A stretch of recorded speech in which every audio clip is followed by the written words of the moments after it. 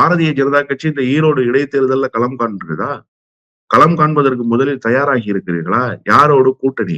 அதே டிடிவி தினகரன், அதே அன்புமணி ராமதாஸ், அதே பன்னீர்செல்வம் போன்ற ஈரோட்ல ஆளே இல்லாத கட்சிகளை வைத்துக்கொண்டு தேர்தலில் களம் காணப் போகிறீர்களா? எந்த நிலையிலிருந்து இந்த தேர்தலை நீங்கள் அணுகப் போகிறீர்கள்? வரக்கூடிய இடைத்தேர்தலுக்கே உங்களால் எந்த வியூகத்தையும் வகுக்க முடியாத போது, சட்டமன்ற பொதுத் தேர்தலுக்கு என்ன வியூகத்தை நீங்கள் வகுக்க முடியும் என்று கருதி 200 தொகுதியில் வெல்லாது திராவிட முன்னேற்ற கழகம் 20 தொகுதி தான் வெல்லும் என்று சொல்கிறீர்கள். ஏதாவது ஒரு வியூகத்தை முன்வைங்க.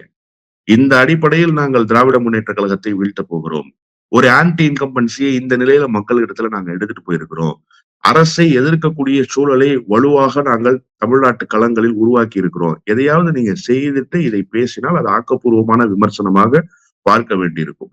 எதையுமே செய்யாமல் வெறுமனே மைக்கு நீட்டுகிறார்கள் என்பதற்காக கருத்து சொல்வது என்பது ஆக்கப்பூர்வமான விமர்சனமாக இருக்காது. எனவே வானதி சீனிவாசன் அம்மையாரினுடைய கருத்துக்கு ஒரு முக்கியத்துவம் தர வேண்டியதில்லை என்றுதான் நான் பார்க்கிறேன்.